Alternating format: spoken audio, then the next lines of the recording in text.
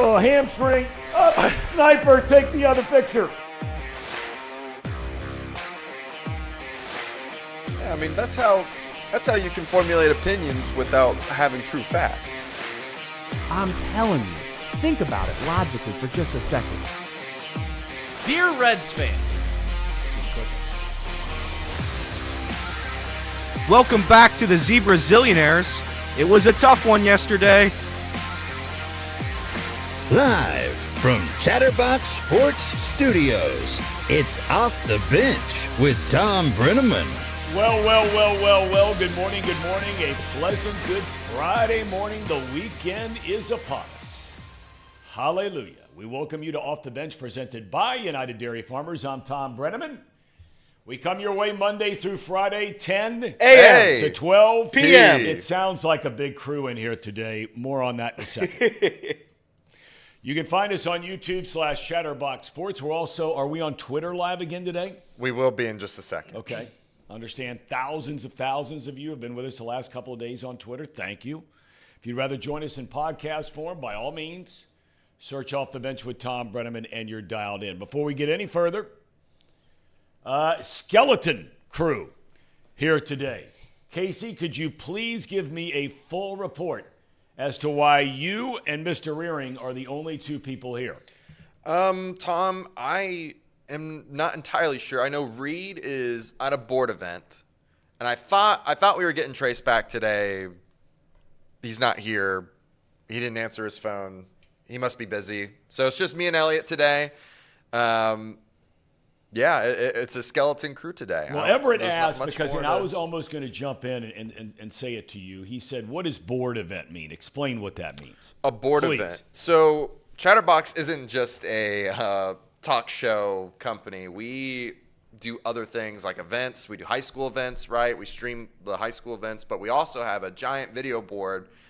And if you've been to the Bash, which many of you have, but if you've been to the Bash, you've seen that video board, and we take it to people that pay us to do their events. Yeah. It could be something as simple as just having a parking sign, a giant parking sign for an event, or it can be like a band or anything, really. Right. And so we sell out that board all year round. And Reed is usually the one that goes and travels. So he's currently traveling to Bowling Green for a video board event. So That's what I mean by saying board event. Yeah, and by the way, I just want to say the best ability is availability. And you know what? Was maybe Casey and I, were we asterisks late on Monday? Maybe, I don't know. But I'll tell you what, we're always available. Isn't that right, Casey? That's right. See, we're always available. This is always where ready. you get into internal politics, and every single workplace has them. So I come in Monday. There had been a meeting where everybody was supposed to be here at 8 o'clock in the morning from now on to get ready for the show. Monday morning, I'm here. I get here a little early. I got a long drive, and I'm an empty nester now, and I'm 60, and so you don't sleep well. You go to the bathroom a lot during the night. Not a lot of good sleep. So I just wake up and off you go, And so Trace came in here, and he's looking around on Monday, and he's going, where is everybody? And I said, well, Trace, I told everybody it's a waste of their time and our time for them to be here at 8 o'clock in the morning. I said, I know we have this meeting. I said, but, everybody gets the job done. And however much time they need to get the job done is cool by me.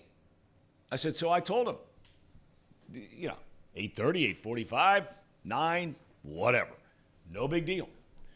And then I found out today that he called you guys out publicly. Oh, yes, Tom. Oh, yeah, he did, Tom. Oh, yeah, he did. Publicly.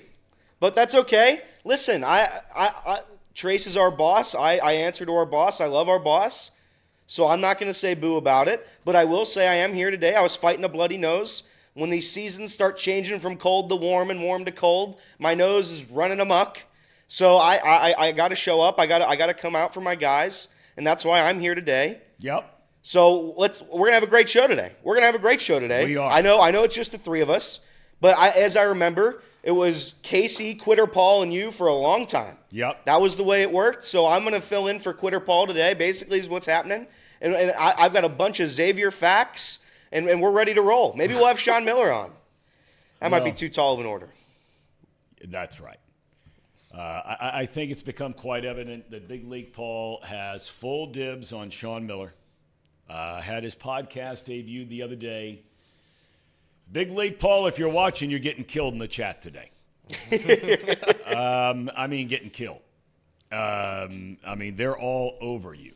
So, it is what it is. But Everett wants to know, is Paul going to be providing XU updates during the season this year? That is a very good question. Well, that's going to be up to you, Tom, because we can have Quitter Paul on, but we're going to have to we're going to have to talk about the elephant in the room when he comes on every single time. So that's up to the chat. If you want to hear jokes about Paul quitting every single time, that's what you're going to have to hear about. Other than that, I would love to have Paul on. I would absolutely. We got to have a Xavier guy. There's not a bunch of them running around Cincinnati, so we need one of them. Let's get Paul. I wouldn't hate it, but again, this is Tom. This is Tom's show, and he will get Xavier analysis from who he seems fit. If Paul is deemed fit or worthy after a quitting like he provided us, that's Tom's call, and I'll back Tom no matter what. Okay. All right. Fair enough. I don't know why everybody's on me about this sweater today. It's Halloween. It's I love Bengals it. color. I think it's FC tasteful. Cincinnati. Yeah, I mean, who's saying bad things couple about guys. your What sweater? in the world is that burnt orange thing? I love it. I think it's I think it tasteful. looks pretty sharp. But that's me. That's all right. I think it's my beautiful. wife won't tell me it looks good, so I'm not getting my hopes up. We talked about it yesterday. Just when we thought it was a done deal that Brock Purdy was not playing this Sunday against the Bengals. Now all of a sudden, as Lee Corso says, not so fast, my friend. Purdy, who is still in concussion protocol from Monday night's loss at Minnesota. I mean, he's running around, slinging it around at practice yesterday. He was officially listed as limited for practice, and he has until Sunday to clear protocol. Would not be a surprise to see Brock Purdy under center on Sunday afternoon. Now, left tackle Trent Williams. He did not practice yesterday. He had an ankle injury, week 7. He's a game-time decision. We were told Deebo Samuel wasn't playing. He didn't practice yesterday either, but was seen running around. A lot of drama here. This is a big one for the home team. There's no debate about that. Started 0-2, went to 1-3, got back-to-back wins leading up to this bye week. Now, this was a game, let's be honest, Casey admitted, Ellie admitted, when the schedule came out, virtually every one of you, I'm guessing, probably just said that's probably an L. Yeah, if we were being realistic and not being the homers that we are, saying that they're going to go undefeated. We are. That I am, saying that they're going to go undefeated, which I never said that live on air, but definitely thought it. This is one of those games that you definitely circled and said this is going to be a tough matchup. Yeah. If they didn't have a better offensive line, if that was not working out, this was going to be a tough game.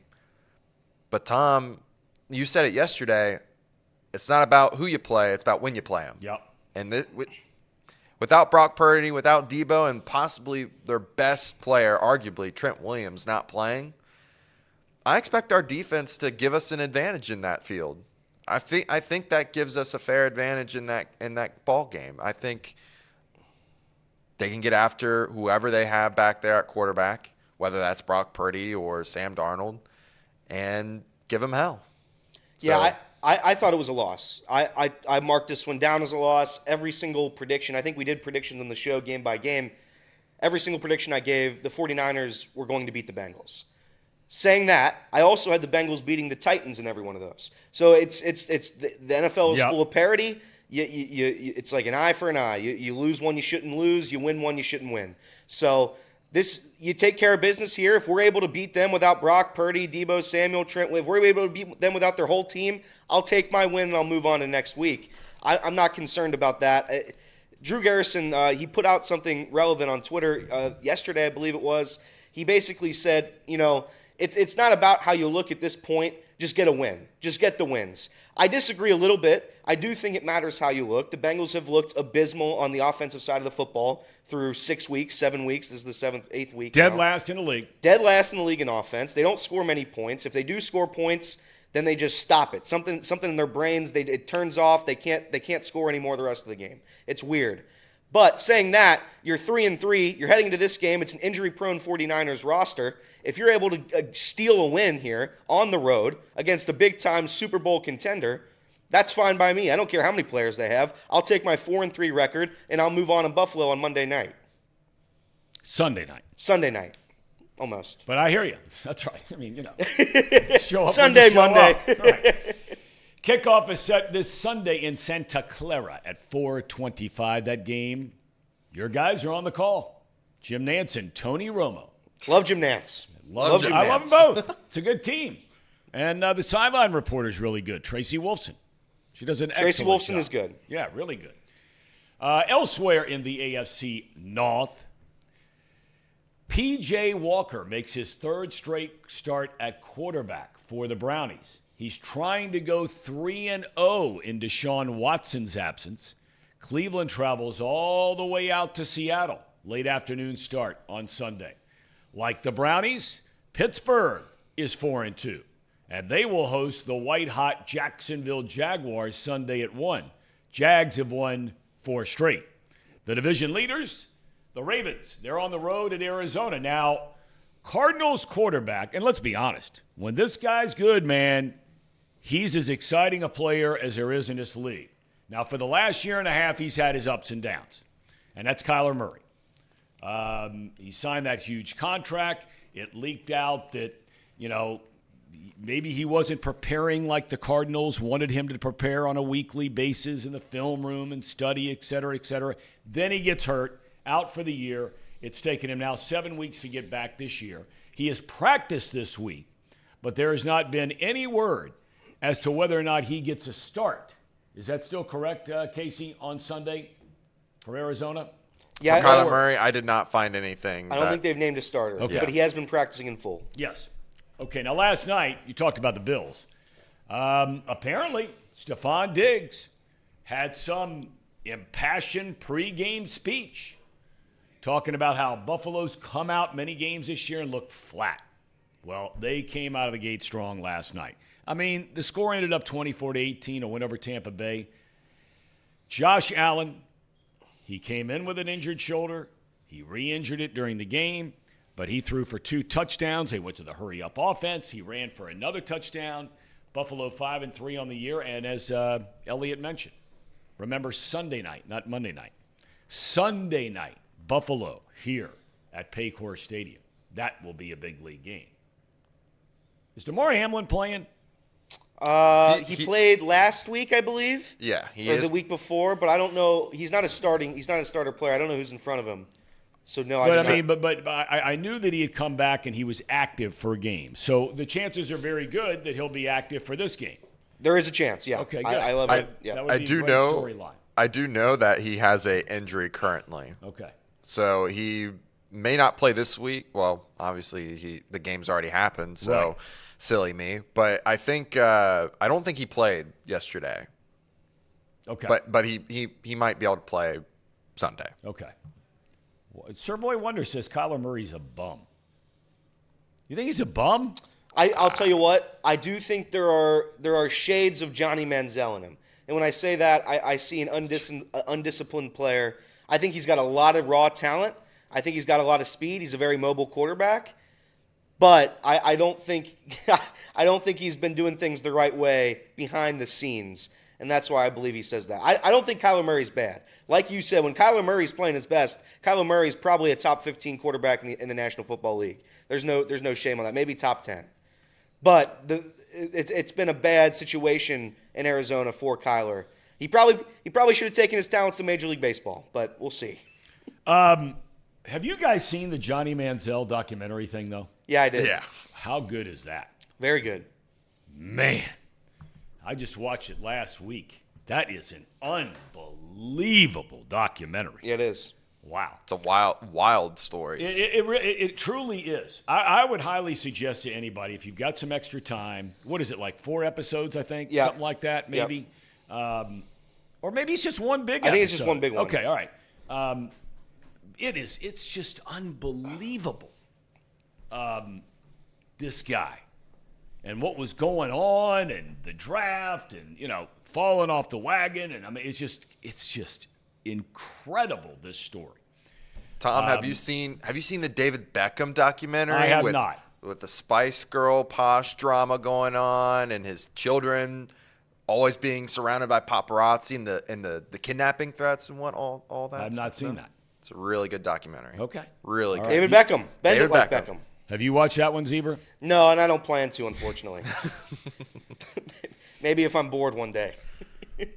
College football, ESPN reports that NCAA investigators have spent the entire week at the University of Michigan to look into this sign-stealing probe.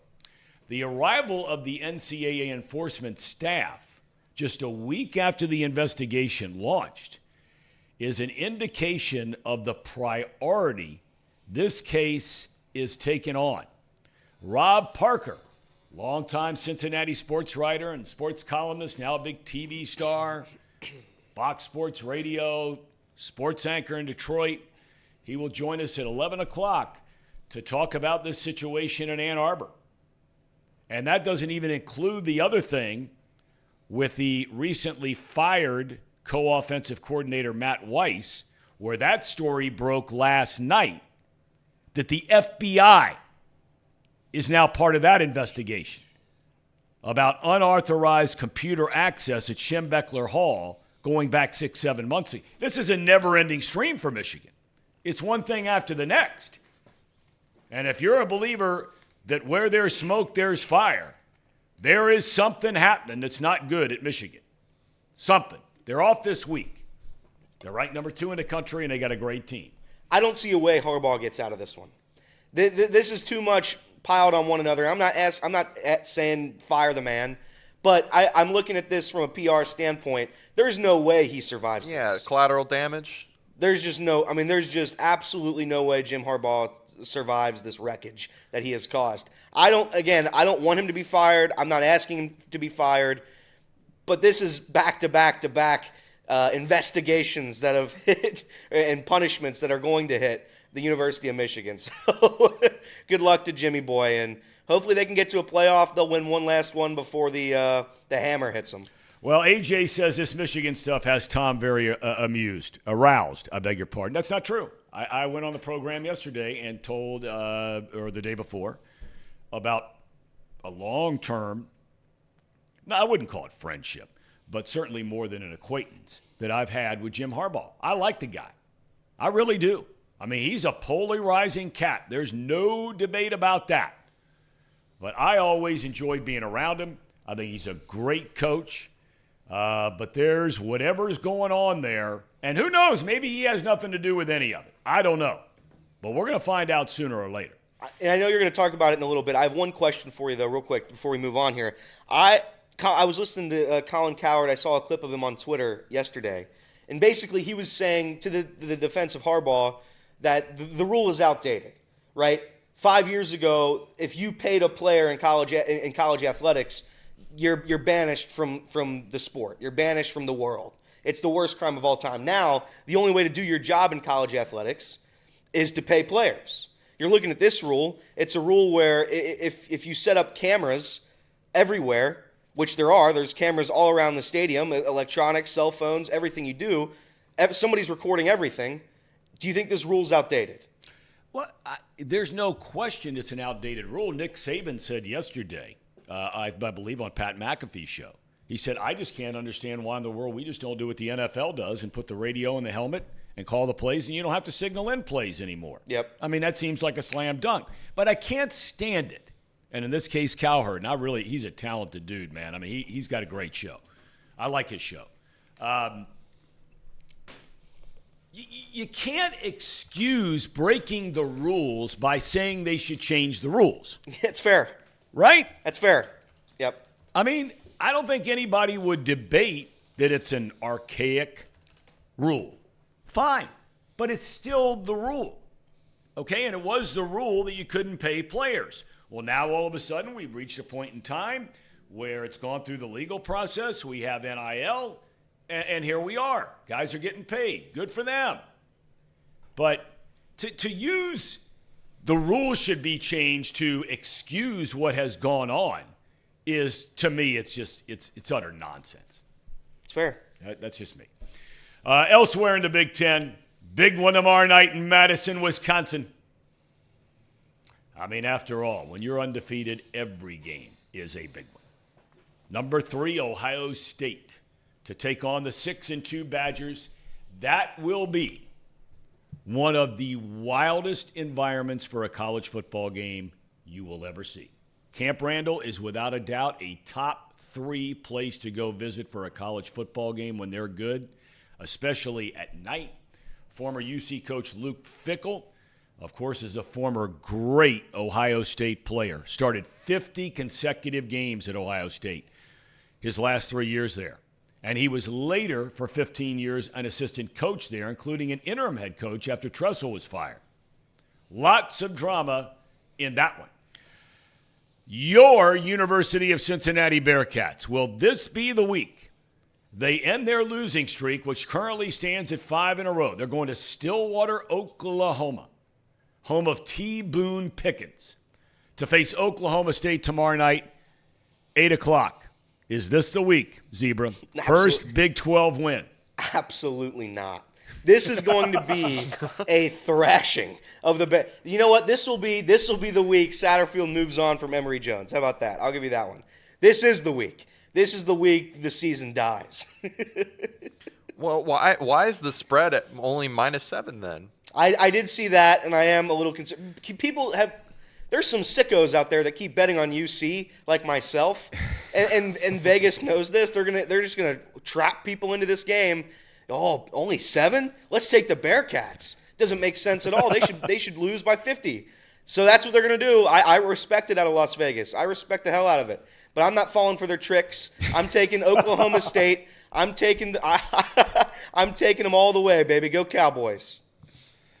All right, that game can be found on ESPN2. The Cowboys are 5-2, currently tied for second in the Big 12, 1 game behind rival Oklahoma.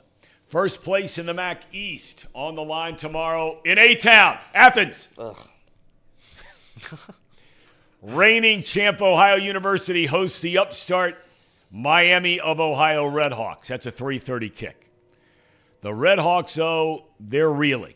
They got beat last week, ending a 6-game win streak, but more importantly, a season-ending injury to their star quarterback, Brett Gabbert. We hope he's able to come back for his senior year.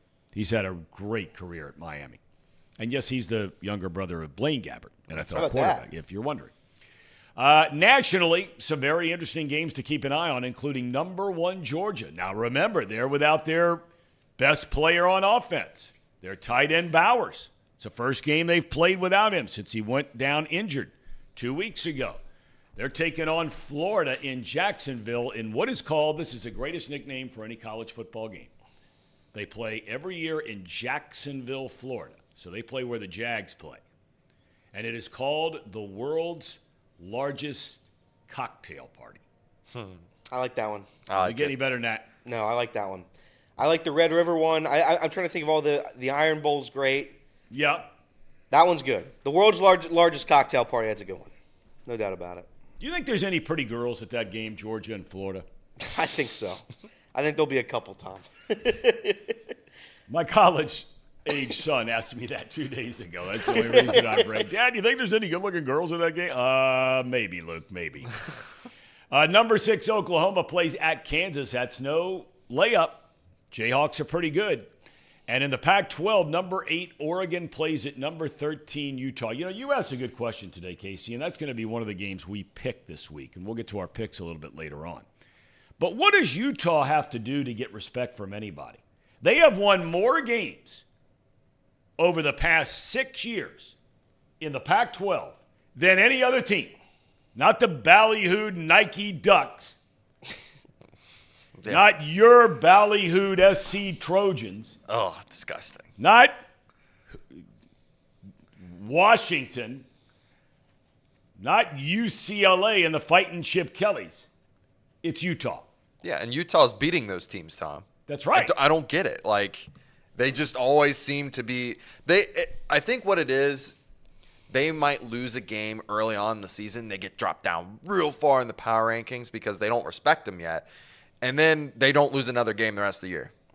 And then they just manage to climb their way back into the top 10. And it's like, oh, Utah's actually a pretty good team. Yeah. They were the champions last year, right? That's exactly right. So Who was Utah's loss? It was to, I want to say Oregon State. Okay. One of the either them or Washington. I'll double check. One or the other. Oregon State's damn good too. If that's who it was. Yeah, that's their only loss. And look, I understand why a lot of people doubt Utah because Cam Rising, their big star quarterback, who led them to a Pac-12 title last year, got injured at the end of last year, you may remember, and has not played this year. And they decided to go ahead and redshirt him. But he's one of the top 5-7 quarterbacks in the country when healthy. Although I got to tell you, and we talked about it on Monday, if anybody watched that USC-Utah game last night, that final drive by Utah, that quarterback they have, I mean, he looked like Tim Tebow. He ripped off a 35, 39-yard run to get him in field goal range. They kick a field goal, won the game. He, on the play before, had been head smashed in the head, helmet to helmet. The USC player who hit him was thrown out of the game. So here he was. I mean, you guys walking around, right? The next play, he runs almost 40 yards, and at the end of the run, instead of running out of bounds, he lowers his shoulder, and he just blows up a USC defender. And I'm thinking, Tebow. For those of you old enough to remember Tebow. Was there anybody better than Tebow? Guy was unbelievable. Baseball. Didn't the baseball season start like 8 years ago? Remember when the Reds? People forget the Reds' first month and a half was the worst. Like, the Reds were on a projection to be one of the worst teams in the league. No, we were all worried in the studio what we were going to talk about because the Reds were just going to be the world's biggest joke. Yeah. And then now they turned it around middle half of the year, and then at the end they died again. So it was a really, this might have been the longest baseball season of my life. It really might have been. All the injuries, everything that happened. It's been an absolute crazy season. I still think they should shrink the season from 162, but that'll never happen. So why even talk about it? But yeah, it's a long one. It's a long one. This one or NBA? Which do you think is the longer season in terms of just feeling like it's longer? Baseball. I think it's the NBA. NBA when they're playing in like June and it's just like, what are we doing here? This should have ended 2 months ago. Yeah, the NBA has 2 seasons. They have the regular season and then they have the playoffs, which is like another 2 months. Right? I know. That's what I'm It's saying. just That's what I'm ridiculous. saying. But anyway, not to interrupt. No, it's all right. It's okay. I mean, I threw it out there. But here we are finally. We have reached the World Series. Game 1 tonight, Arlington, Texas, between the American League champion Rangers and the National League champion Arizona Diamondbacks. Rangers have never won a World Series title. The Diamondbacks have won one since being an expansion team in 1998. They won it in 2001. Nathan Eovaldi gets a ball for Texas. Zach Gallen for the Battling D-backs. First pitch on Fox at 8 o'clock. And Casey, what would a Friday be without FC Cincinnati? They officially begin the playoffs Sunday night, facing New York in an opening round best-of-3 series. That'll be at TQL Stadium. Do I remember right? You're going. I am going, Tom. I am going. I actually just Venmo'd my wife the money I needed to Venmo her to pay my part of the ticket, $60. Wait a minute, say that again. I Venmo'd her the money for the tickets.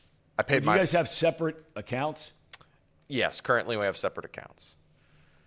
We're gonna get a joint account at some point. We're just too lazy to go and get it done because I have my bank at LCNB, Lebanon Citizens National Bank, and hers is Huntington.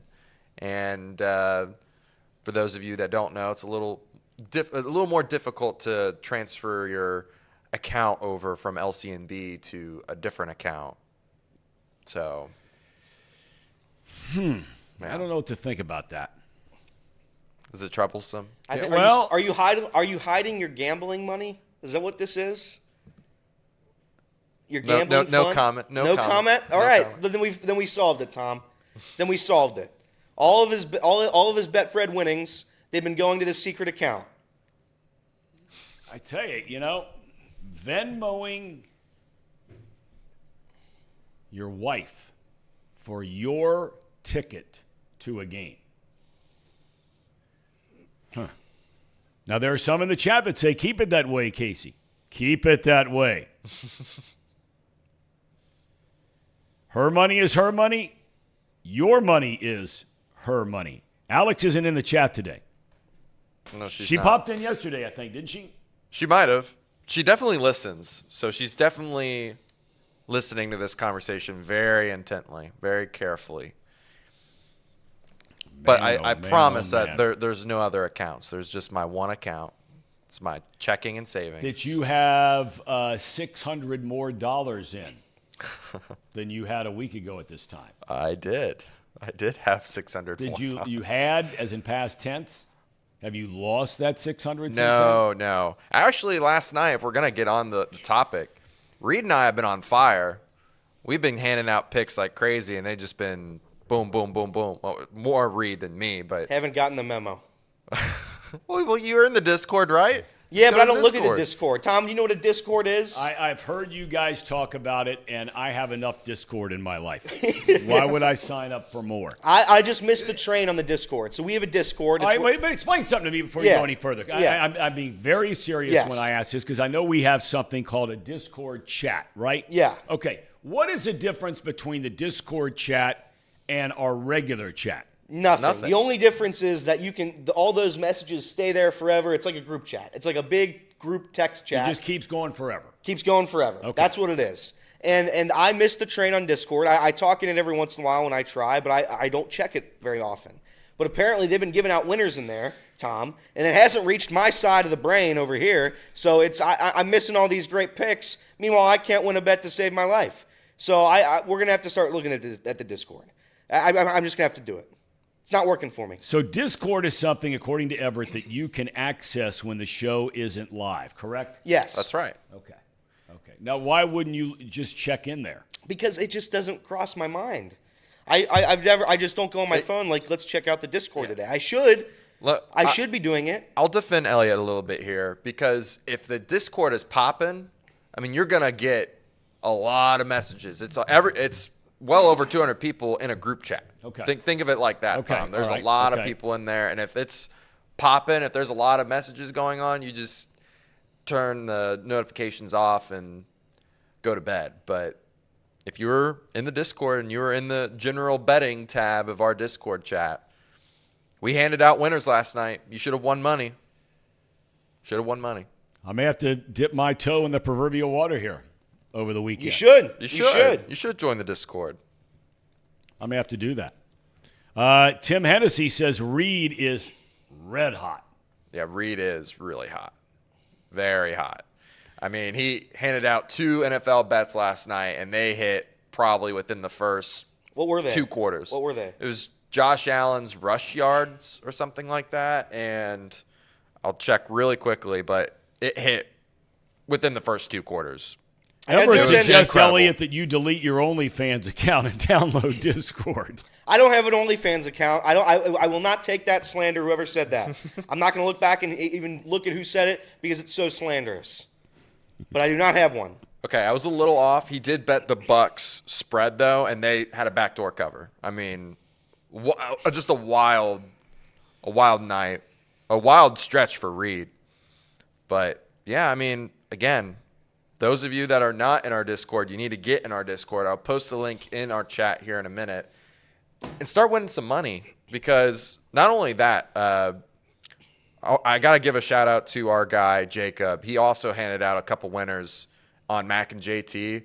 Now, his big one didn't hit, but it was really close. There's really no close. such thing as really. What? Is there really such thing as close in gambling? there is not. Zebra. Come on. No, there's not. There is two.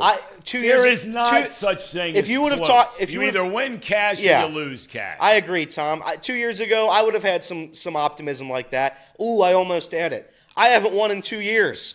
Listen, there's no close. You either do it or you don't do it. I haven't done it. So no, there is no close. I won't hear any of that. Nick continues to remind us he's now 16-9 on the year on his NHL picks. He gives them out every day here on the program. I actually bet Nick's NHL picks. And the parlay that he handed out, it lost. Oh, Nick. But was it close? No, it was not close. He had the Avalanche and McKinnon's shots on goal, and the Avalanche lost by like four goals or something like yeah, that. not But even close. but I do believe Nick because I've bet his other picks before, and he was really good. So That one guy 15 says, as Cardi B says, I make money moves. I like it. I like it. Nick says he appreciates it, Casey. What's he appreciate? That I'm What do you taking his appreciate? picks. Did he just threw you in front of the bus? He just said that your picks last night were brutal. yeah, but I bet on his other picks, and they've won me money. So Okay. I want to get back here now to we've started to talk a little bit about the Bengals. And we talked yesterday about the trade deadline. There was a really interesting article, the 4 beat writers inside the AFC North asking each one guy covers the Bengals, the Ravens, the Browns, Steelers, about potential trades any of the teams might make. And Paul Dehner Jr. from The Athletic, who covers the Bengals, says, nope, Bengals ain't doing it. But if they did, here's what they do. Okay, fine. But we do know that the deadline is Tuesday. First things first is the game against San Francisco. Do you all of a sudden become a lot more worried about the chances of winning, since some of you guys are not Brock Purdy believers? Do you worry much, much more, or just a little bit more, about the Bengals' chances to win if it's Brock Purdy instead of Sam Darnold? I am a little more nervous. If it's Brock Purdy. If it's Brock Purdy, I don't think Brock Purdy, when healthy, turns the ball over a ton. So that's kind of my weird sense of like rationality is if he manages to get through concussion protocol and plays that game, maybe he comes back too soon. I don't know. I don't know. I mean, it's a tough one because we haven't had someone come back from concussion protocol. Well, a quarterback we haven't since Kenny Pickett last year. 25%. They released this yesterday. I don't know what got the league thinking they needed to release this, but I read this morning where 25% of players that were injured in a game that played 6 or 7 days later, only 25% who went into the protocol were able to come back and play. The last quarterback to do it was Kenny Pickett last year in weeks 10 and 11. Well, yeah, I mean, I like Kenny Pickett. I'll get that out of the way right now. I like Kenny Pickett, but What? or not Kenny Pickett. I'm sorry. I don't like Kenny Pickett. I like Brock Purdy. Sorry. Okay. All right. Last thing I heard was Kenny Pickett. That was my bad. Okay. I want to make sure we had Don't it clip straight. that. Don't Yeah. clip that. Right. I'm going to clip it. Yeah, I mean, I like Brock Purdy, but I think the bigger news for me that came out was Trent Williams. If he's not playing their all-star left tackle, who are they going to use to defend against Trey Hendrickson? I mean, Trey has been on a tear this Yes, he season. has. And to me, you get Brock Purdy out of sync. If you are able to move him out of the pocket and he gets his timing off, then I think without Debo that he struggles. And I think we saw that against the Vikings. Now the injury thing, Yeah. the concussion thing, Because he plays looked into great, that, as but- you pointed out yesterday, before the concussion. right. He was almost perfect. Had thrown for a pile of yards, thrown for a touchdown. After he suffers the concussion, he goes 2 of 6 for 15 yards and 2 picks.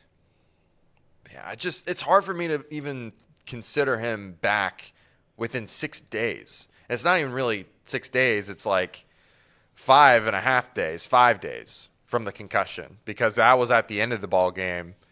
Then you got to think about, well, you get Tuesday to rest, then Wednesday you're practicing, Thursday, Friday, Saturday. You're playing on Sunday. I don't know. I can't see him coming back. If he comes back, maybe it would have been a smokescreen, but it's just really hard for me to think that he'll be all the way back. Does that make sense? Yes, it does. Are you more worried or just kind of down the middle of the road about it? It doesn't change my opinion because, again, if the Bengals lose to the 49ers, it will not be because of the quarterback. It will not be. It'll be because of their elite defense. It'll be because of the weapons they have on offense. It'll be because of Christian McCaffrey and the rest of the running back room. So, no, whoever plays quarterback, not concerned at all. None. If I were the NFL, I wouldn't let him play because they claim to care about player safety. If the man is concussed, you saw what happened with Tua last year, you shouldn't play him.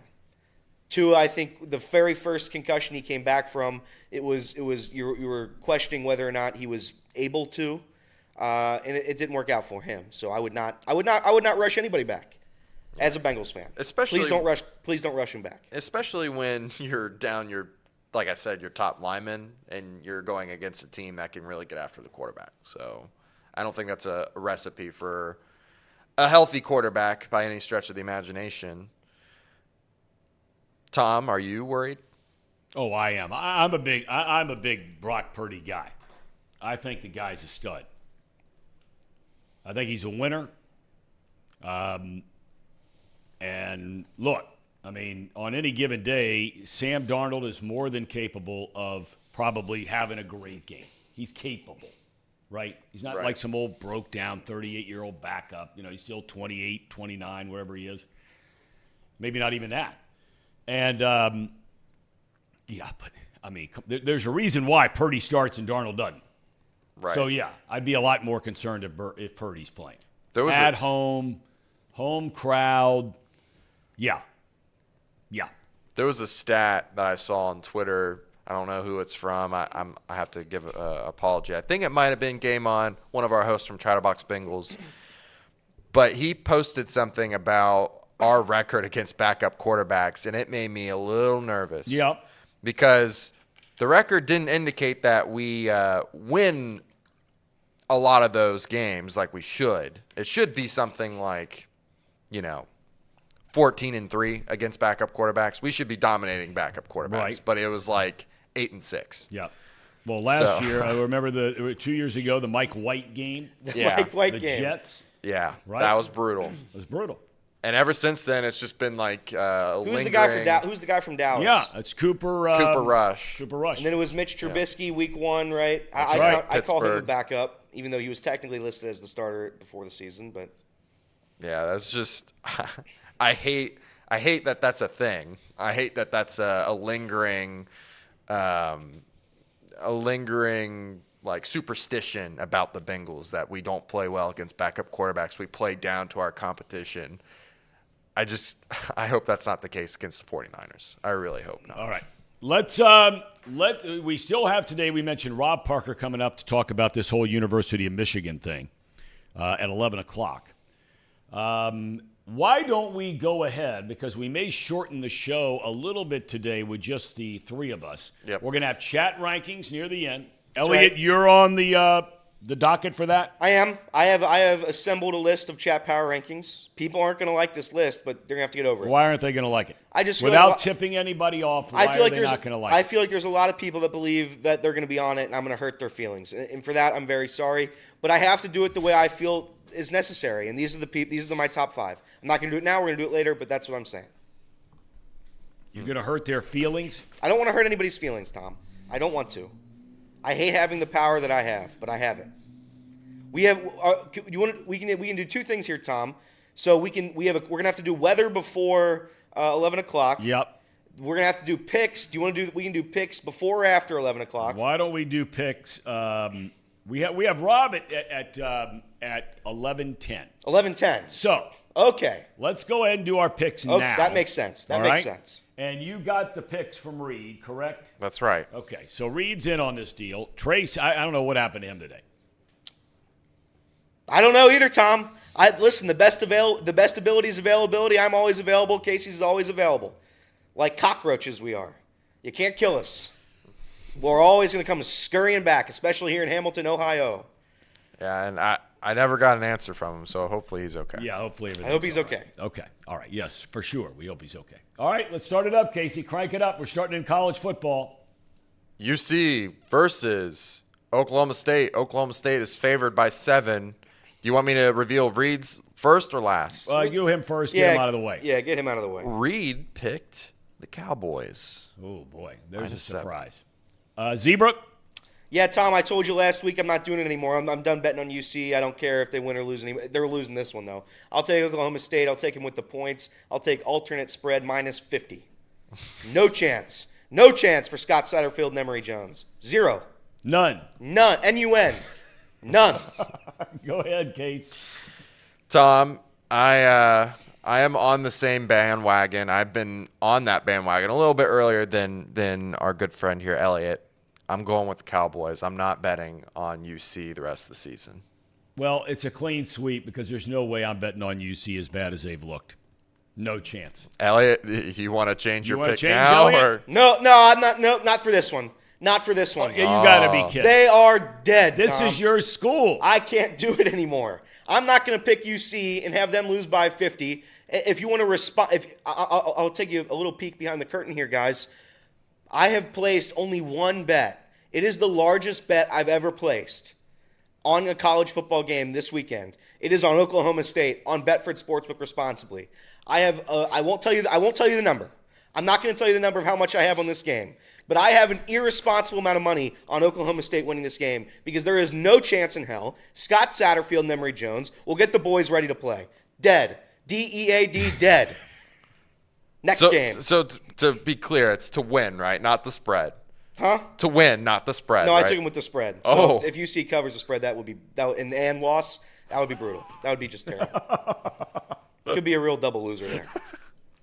Boy, that's a big game, man. That's a big game. You're All telling right. me, Tom. All right. You're telling Okay. me. My accountant told me it was a big one, too. So we're ready to roll, baby. We're ready to roll. All right, here we go. The Battle of Ohio for the second best team in the state of Ohio. This is a battle for it. What a troll game this Miami of Ohio against Ohio University. is. I mean, The line has gone to 7.5 in favor of the Bobcats because, as we mentioned earlier, the quarterback, Brett Gabbert, is out for the year after that terrible leg injury last week. I feel so bad for the kid because they were really having a hell of a year, and he's had a great career. He has another year left next year. We'll start with Reed. What's he doing? What do you think I Reed know who picked? he's betting. He's betting the High Nooners. Of course he is, Tom. High Nooners. That's his guys. Miami. He's picking Miami. Elliot. I'm taking Miami. I rode with your boys once before, and they let me down. Northern Illinois. I don't even know what their mascot is. The Husky? The Are they a Husky. Husky, too? It's Yeah. a Husky. What a joke. What a sick joke they play. I'm taking Miami, Ohio. Listen, they're used to not playing in front of fans. They're on the road. They're ready to roll. Take the Red Hawks. They travel well. They they travel really well. Casey. I'm taking the Bobcats. Of course you are, Casey. You're on it. That quarterback situation for Miami, that's such a sad situation for them to have this happen. Such a big game for Miami. Ohio's been in this position for years at this point. They rule the MAC. So, yeah, unfortunate for them. Yeah, but well, taking the Bobcats. No, they just put the green and white up there. Done deal. Not even debatable. Go Cats. Go Cats. Go Cats. All right. Here we go. The Ohio State Buckeyes at Wisconsin. We talked about all the drama with Luke Fickell in that one. Ohio State coming off a win very impressively, especially on defense against Penn State, blowing the doors off the Nittany Lions. And now the Mighty Bucks go to Wisconsin as 14.5-point favorites. Who does Reed Mouse pick? Reed has picked Ohio State. I'm surprised. Elliot? I'm gonna take the Buckeyes. I can't bet against the Buckeyes. The Buckeyes are damn good. I make the joke in here that they're not very good. They're going to blow Wisconsin and their mediocre coach out of the water. Did you just say mediocre coach? Yeah, Wisconsin has a mediocre coach. Mediocre. What would you know who you sound like? Don't say it. Don't say I sound like When him. I was doing all the stuff for Fox all the years for a long time, the guy that traveled with me every week was Mark Wagner. God rest his soul. Daddy Wags. Okay? And he was our statistician, my statistician, for all the games. Baseball playoffs, baseball regular season. Flew with him every Saturday for Fox Baseball, every Sunday for the NFL, college games, whole deal. He did the stats for Andy McWilliams, Joe Sunderman, all those guys. He was a live and die hardcore Xavier basketball guy. And every time a Xavier coach left to go to Virginia, to go to Wake Forest, to go to Ohio State, to go to Arizona, he immediately hated the guy.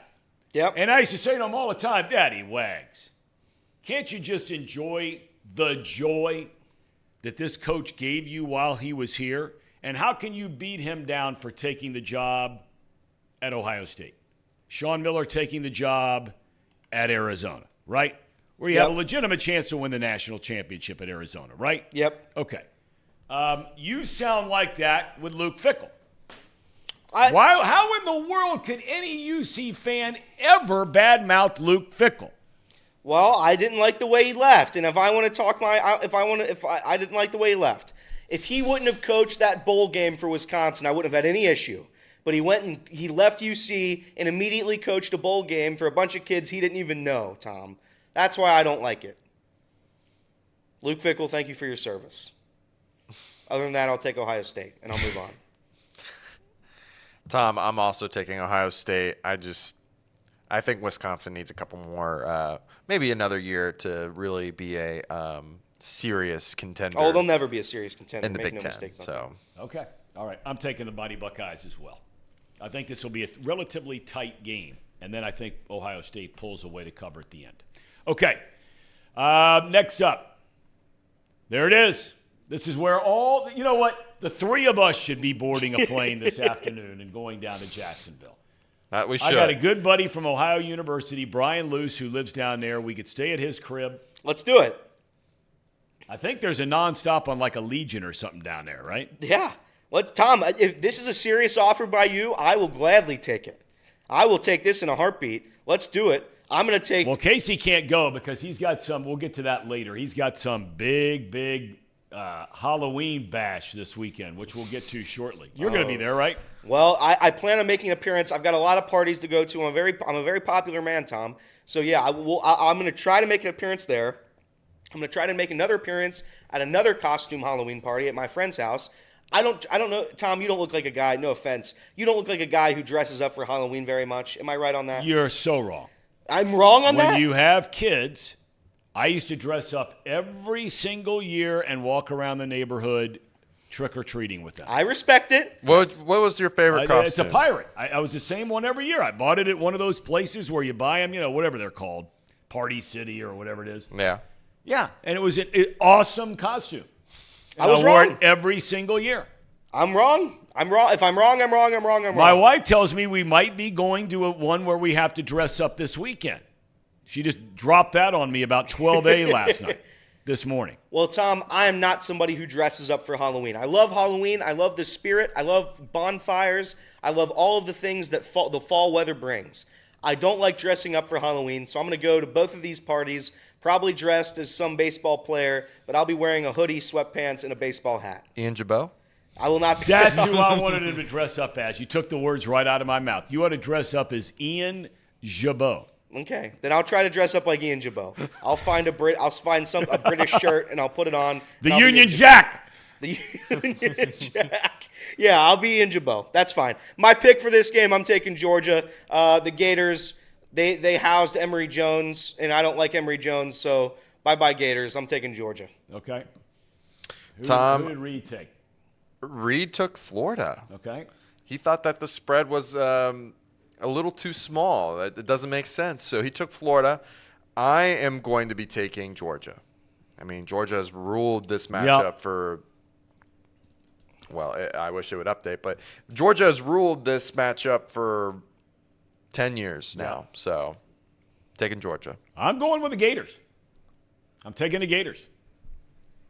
I don't know why. It's stupid because every single time somebody bets against Georgia, they're making an ass out of themselves because they win every big game they play in. Okay. We have one more college game. Is that right? That's right. One more. We have out west. That's where Elliott likes to pay a lot of attention. Yeah. The pillow flight Pac-12. Oregon. Now, you can't say how big this game is. I mean, I know this is the other end of the planet from where we are. But the Pac-12 has not had a team in the college football playoff in a long, long time. Long time. Yep. Everybody thought SC was going to be that team.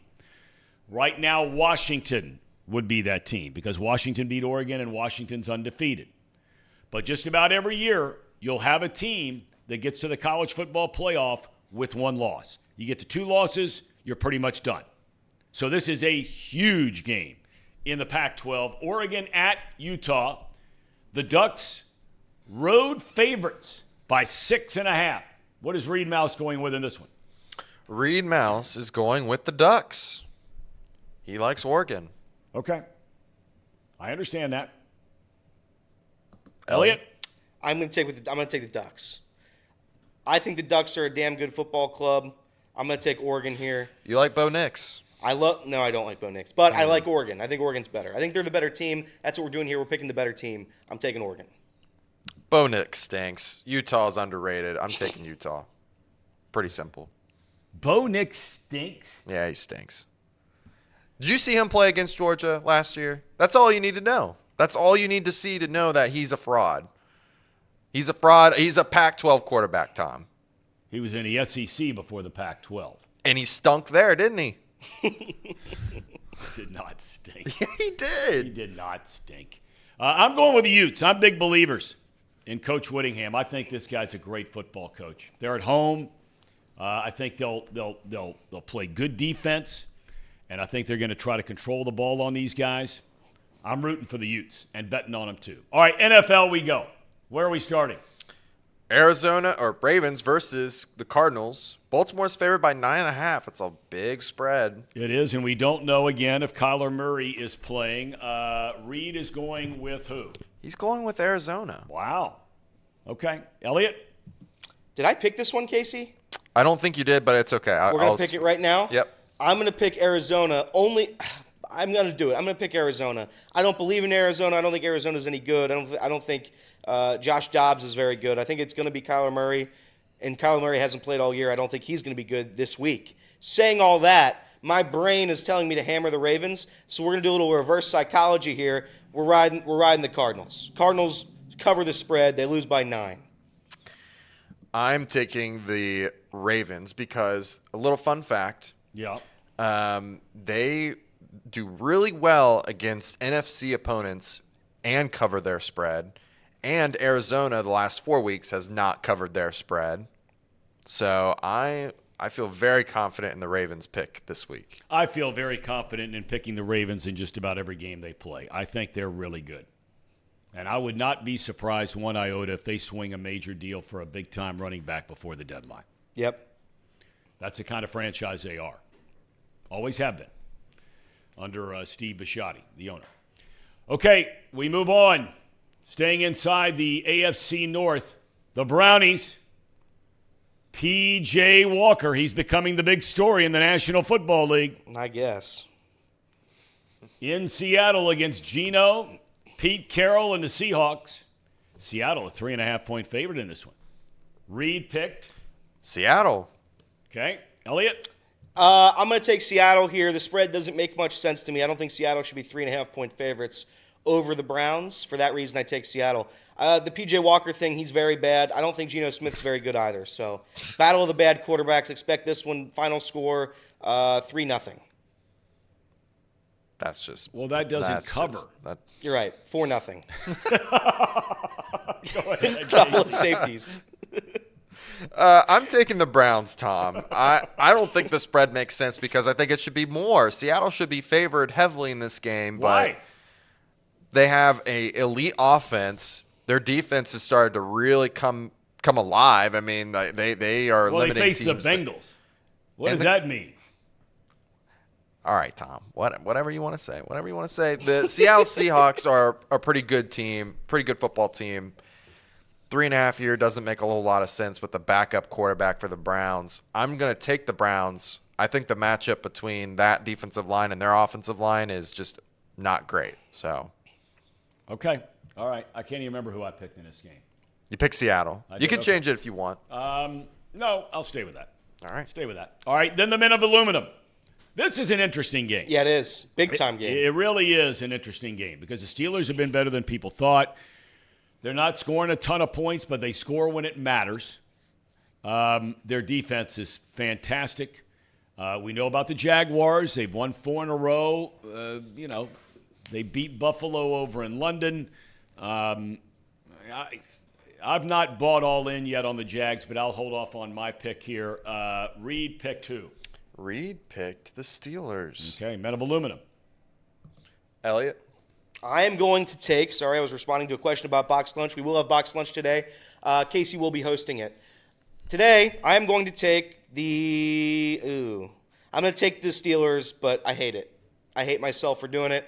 I don't believe in the Jaguars, really. I definitely don't believe in the Steelers, so I'll take the home team. That's fair enough.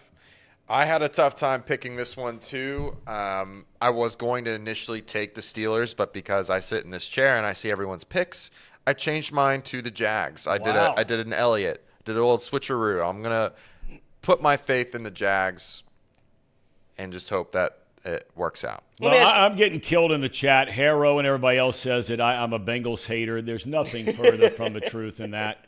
And Harrow said, well, it's a Bengals rival, so we know who Tom is going to take. That's right, men of aluminum. The AFC North is good. Tom, realistically, could you see any of these two teams playing for a world championship here in February? The Jags or the Steel? Yeah. No. No, neither could I. No, I don't. And that's what it comes down to. That's This exactly game right. doesn't matter. That's right. I'll take this. I'll take the Steelers in hopes of jinxing them so the Bengals can win this division. Okay. Fair enough. Where are we next? The Rams versus the Cowboys. Well, you're all high and mighty on the Rams, Casey. The Rams aren't any good. But what's Reed's pick? I believe Reed picked Dallas. Let me fix that real quick. Okay. Reed picked Dallas. Elliot? I'm going to take Dallas.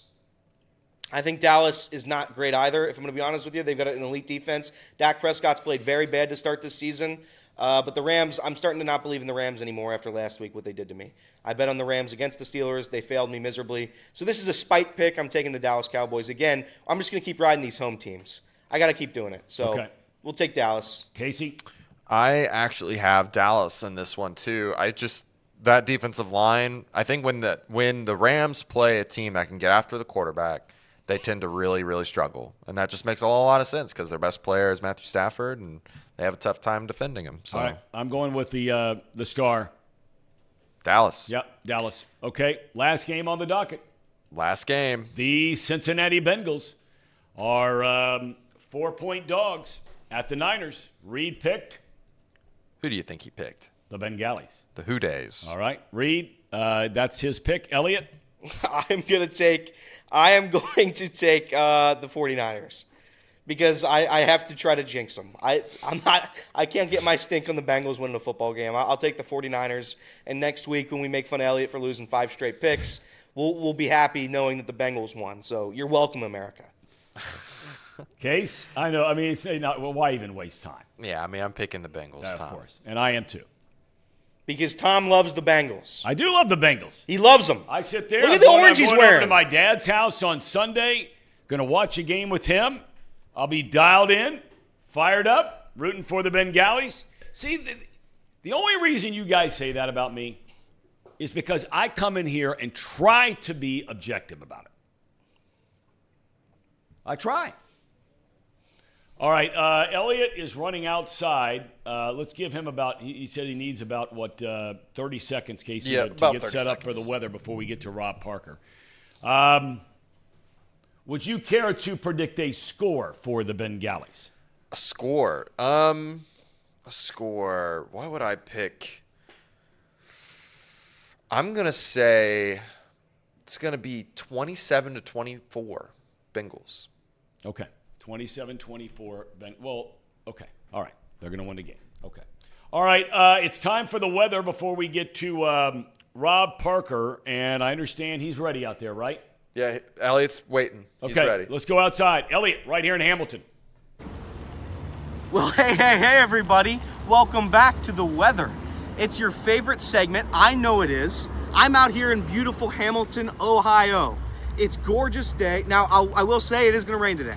It is going to rain. That's okay. You grab an umbrella and you get over it. Other than that, the sun is going to be shining. The clouds are going to probably cover the sun, and then the sun's not really going to shine anymore after that.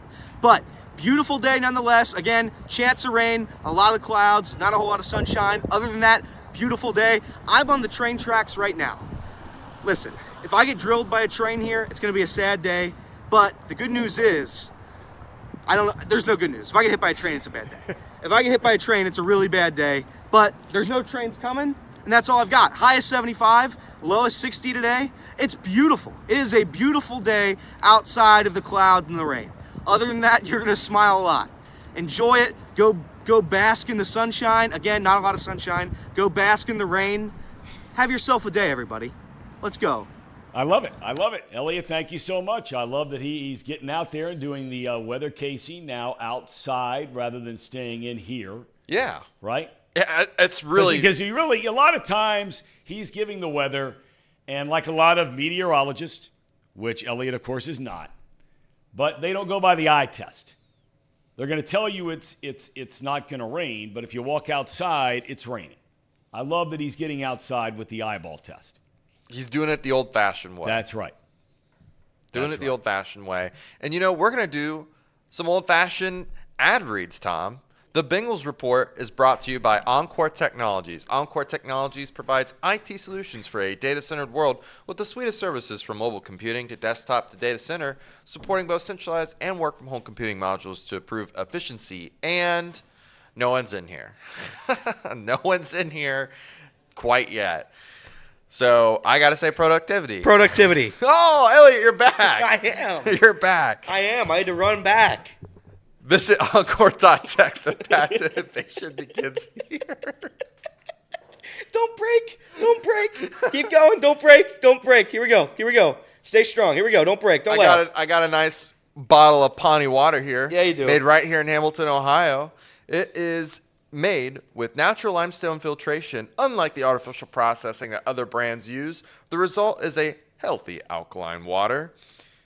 The best tasting water in the world. Visit Pawnee Water at PAHHNIwater.com to see where you can buy this great tasting water. And for me, it's the pH level. It's not a 7. It's not a 9. It's a solid 8. Elliot, now that you're back in the room, what do you like about this water? Oh, Casey, you know what? I'll tell you what. My very favorite thing about this water is how smooth it goes down my gullet. Nice and easy, nice and smooth. Casey's laughing over there. Casey's laughing. It's smooth. It's great. It's not like any other trash waters you'll see at the store. Go get Pawnee, perhaps the greatest water known to man. It's beautiful. It's refreshing. It's my favorite water. I'm going to take a swig of it right now. Here we go. You ready? Live taste test. Tasty. That's what you'll do if you drink Pawnee water. Go to the store right now, get some Pawnee water, and that's all there is to it. Well, as we're waiting on Tom to get back. I think we have another weather, Casey. Do we have another weather? Do you have it in the thing? I do. You want to run back out there? I'll run back out. Let me run back out real quick. I'm running back outside. I'll be right back out in 10 seconds. Here we go. All right, I'll take it back. Listen, again, weather, not bad, not great. It's a middle day. It's a middle day for the weather here in Hamilton. All right, gonna rain, gonna be cloudy. 74 though. Think of it. It's a 74-degree day. It's beautiful outside. I'm not concerned about Chip. I'm not concerned about Casey or Tom. Everybody's just go out there, enjoy the day. Let's have ourselves a day. I'm on the train tracks. I'm not going to get hit by a train. Everybody's having ourselves a fine day. Let's go. Let's go make it Friday. Have a good weekend, everybody. This is the weather. Weather out. Yeah, and thank you, Elliot, for that last report. Oh, and I'm back. I love it. I love it. I love it. Do we have Rob yet or no? I'm going to talk to him right now. Okay. All right. That's Rob Parker coming up. I've known this guy a long time, man. Long time. Gosh. Back in the old days, he was a beat reporter here, covered the Reds, made a reputation as a great writer in baseball. In fact, he's at the World Series right now. Really? As he just flew from Detroit down to Dallas, Fort Worth. But, of course, they're playing the game in neither one of those two cities. Yep. Are you aware of that? I am not. I am not aware of that. That's crazy. It's not in Dallas. It's not in Fort Worth. It is in Arlington, Texas. That brand new stadium they built right next to the Cowboys AT&T Stadium. Oh, yeah. It's quite the complex. There's an amusement park out there. They got it all going on. I'm surprised that Rob Parker's not out there at the amusement park here bright and early Central Time, but nonetheless. Rob, good Lord, I was trying to figure out, man, thanks so much for your time. I know you're really, really busy. I don't even know how to introduce you anymore. I say this seriously because I knew you when you were writing, and you still do. I knew you when you start showing up on ESPN and Fox TV, dude, right? You still are. You also Fox Sports Radio, and now TV dude as well in Detroit. So if somebody says, hey, what do you do for a living? What do you say? And you know what, Tom? First, thanks for having me on. Great to see you and talk to you, as always. The first thing I say, Tom, is I still say I'm a sports writer. Okay. That's really was my career, the start of my career, and I always still believe that I'm a sports writer at heart. But, I do so many different things, and I enjoy all of them. And currently, I'm now I do a football show on KNBC in Los Angeles after Sunday Night Football. And, of course, I have the radio show on Fox Sports Radio with Chris Broussard. I teach at USC. I'm an adjunct professor. And, Tom, get this. This coming spring, I'm teaching a baseball writing course, which we believe is the first ever in the country, where we just specialize on writing about Major League Baseball or baseball in general. And I'm the founder and editor of MLBBro.com, a website where we only cover black and brown major leaguers. We got a partnership with Major League Baseball this past year, and that's going real well. And Tom, one of the biggest things about the site, not only promoting the stories of these black baseball players, but also developing the next generation of black baseball writers and broadcasters for the future. So I got my hands on a lot of stuff. I'm really busy, but I'm still enjoying it to this day. 37 years in the business, and I still enjoy it every day. Well, I'm just so elated and happy for your success because I just know you as being a hell of a guy, and you always have been. I mean, always have been. Top shelf, no matter if I saw you at a football game, a baseball game, or something in between.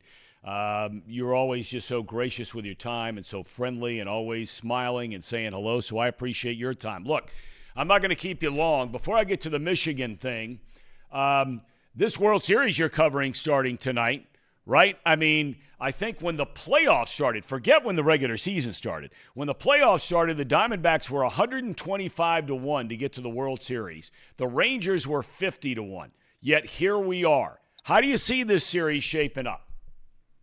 You know what? This is an interesting series. I've liked the Rangers all year. Tom, I picked them to win the AL West. I love what they did when they went out, and they spent money. Like you hear about these teams kind of mid-markets, like trying to hope and wish and pray that something happens for them, with young guys or whatever. And they went out. Remember, they spent $500 million for Corey Seager and Marcus Semien up the middle. That doesn't happen when they paid that kind of money to get those guys. They tried the Jacob deGrom thing. That didn't work out. They signed Eovaldi. I mean, they went out and decided that they were going to take the young guys that they have and then build on it by adding proven, solid veterans and some star players. And here they are at the World Series. I like the Rangers in 6. This is not going to be a pushover. I also have a lot of respect for what the Diamondbacks have done. And if you look at it, even at the start of the wild card, they were down 3-0 and 2-0 in both of those games in Milwaukee, came back and won both of them and swept the Brewers. They're resilient. They're young. They never stop fighting. I think this could be – I'd be surprised if it's 7 games, but I have Texas in 6. So I'm looking forward to it. I know it's not what people want. They wanted the Atlanta Braves and they wanted Los Angeles Dodgers, some of the bigger markets and more marquee matchups. But this is good for baseball for the other cities. You know, everybody doesn't have the big stars and the big money, but it proves that you can win and not just the biggest and best teams always winning. Yep, there's no doubt about that. And Arizona would truly be the first. Really, I mean, we talked so much through the years about Tampa Bay and the success that they have had and so on and so. In this day and age of big market teams and spending money, this would be the first team you truly would look at. And I don't even include the Royals because their payroll kept going up and up and up. They weren't with the Yankees and the Dodgers and all that kind of thing. But this would be one where for the people who say, you know, you don't need revenue sharing, you don't need a salary cap, you don't need all this stuff, Arizona winning would throw a serious feather in the cap of that argument. All right, I want to shift gears before we let you get going here. I tell you, Rob, you know, Michigan guy, right? I mean, as far as, you know, your hometown and everything, I got to tell you, Rob, this thing to me, I first thought when the story broke, not about the COVID stuff with Harbaugh, I wondered about the stuff with Matt Weiss, which now all of a sudden the FBI is involved in. That came out yesterday, not just the University of Michigan police, but then this story now about the sign stealing thing. And when I heard the third one, I thought to myself, man, this could be a really, really, really big deal. Am I wrong on that? No, you're not wrong. And I think it can be. And, you know, I mean, I've heard people try to defend, oh, everybody does it in college football. You know, like I hear that story all the time. And I always push back. And a lot of it is former athletes, and I get it. They're always protecting friends and people they know in the business. And so the first reaction is always, oh, everybody's doing this. I don't even understand what a big deal. No, everybody's not doing it. And I challenge people to give me evidence of other schools doing it at this degree. And Tom, here's the thing that really, it coincides with Jim Harbaugh's turnaround at Michigan. If you remember how bad it had gotten there, Yep. 2020, they were 2-4. Then you remember it was so bad that he had to take a pay cut at Michigan. Things had turned so sour for Jim Harbaugh that the Lions had an opening before they hired Dan Campbell. They wouldn't even interview Jim Harbaugh. He had that much stink on him in Ann Arbor. So it told you where he was. And then all of a sudden things got turned around. They beat Ohio State in a big game. And now, you know, the program is off the mat and going the other way. So when I see all these details, and of course, a man is innocent until proven guilty. I'm not a judge and jury or anything or the NCAA. But when they start to mount all of this evidence of paperwork and paper trails and tickets bought and all of these other things, and people are telling me that Jim Harbaugh has no idea what's going on, I just have to question it. I really have to question. Then shame on you if it's your program and you're getting information and intel and you don't know where it's coming from. And you don't know that your coaches are at other schools on game day on your Saturdays. You don't know where your coaches or scouts are. I mean, I just don't understand any of it. So this could be a powder keg. And I think it could be like the Astros cheating scandal. You know, everybody, and you know this, Tom, all your years around Major League Baseball, people are always looking for an advantage. If a pitcher tips off, he tips off his pitches, or you can find out that's going on. But when you're using equipment and you're doing stuff that's clearly against the rules and you get busted, you should be prosecuted for doing those things. You know, the thing I got to tell you along with that stuff, Rob, is I love Deion Sanders. I've always loved Deion Sanders. And what he has done at Colorado, and look, they've lost some games, that's fine. But my Lord, has he put that place back on the map. And I love the guy. But I was really disappointed, as I have been with other guys. And maybe the reason people aren't coming out and lighting this whole thing up, right? In other words, just really going off and saying, my gosh, if this is true, and maybe they just don't want to, like you said, presume somebody's guilty until you know, right? Perhaps that's the reason why. But Deion came out the other day and said, something like, you still got to stop it even if you know it's coming. I mean, come on. If you know what's coming, okay, it's like a misdirection play. I was thinking to myself, if you know that there is no misdirection because you know they're going to fake it to the left and the linebacker doesn't overcommit and he's just going to plug that hole off the right side, give me a break. But you're talking about the possibility of guys getting seriously hurt. I mean, I hope that Harbaugh doesn't know about it, but I think this is really, really, really bad if it's true on so many levels. Not just cheating. And I can't stand the people who say, like you said, well, everybody's doing it, and somebody else said, well, it's an archaic rule. Okay, but it's still a rule. Now, if they want to change it, like Nick Saban suggested, fine, change the rule or how you do it and put the headphones like they do in the NFL. But where do you think all this goes? I mean, the NCAA is already on the campus all week this week. Right. No, I think that this is big. I really do. It could ruin his reputation. It could stain Michigan the way even the Astros with all the winning that they did, Tom. Nobody really gave them even still the credit that they should have. 7 straight ALCSs. I mean, most teams who do that, you're overwhelmed and you're going to go to the 10th degree. To give them glory on how great they are. So people are still bothered by that. And I think the same thing when it comes to Michigan and this scandal, because I do think it's big. And the coaches, as have a fraternity. And they don't attack their own.